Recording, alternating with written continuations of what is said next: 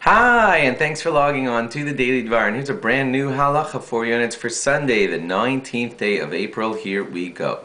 Now let's get to some of the basics of the Sfiras HaOmer laws. Some of you might know this, but we have to put them all down on the table so everyone knows them square away. You're supposed to count every single night the counting of the Omer.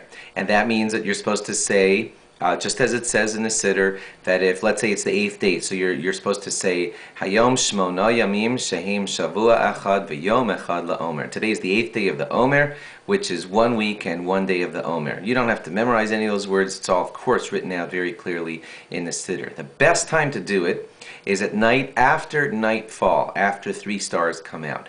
That's basically the time that Shabbos ends in your community. That's when it's called nightfall. So if Shabbos ends in your community at around 8:30 or later is the time to be counting Sfira. Now you could count it a little bit earlier. If you're afraid you're going to forget later, then it is okay to do the counting after the sun goes down. That's a little bit earlier in the evening. After the sun goes down, it is considered the beginning of the next day, and you could count then.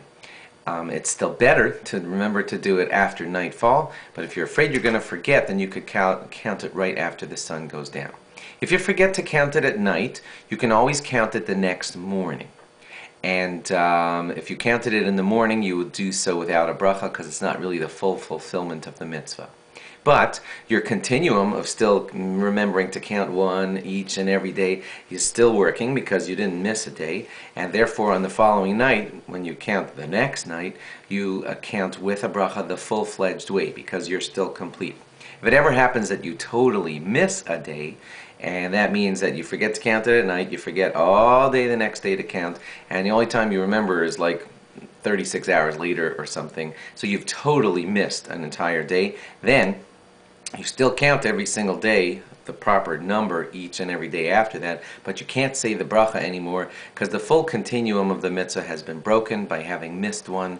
And what you should do for all the following days is still count it. Try to count it where you're next to someone who is still saying the bracha because they never missed one. Answer amen to their bracha, and then you do the counting. That way you're close to the fulfillment of the full thing because you're answering amen to someone's bracha. It's almost like you said the bracha, and then you'll do the counting. Thanks for logging on, and log on again tomorrow for more. Bye-bye.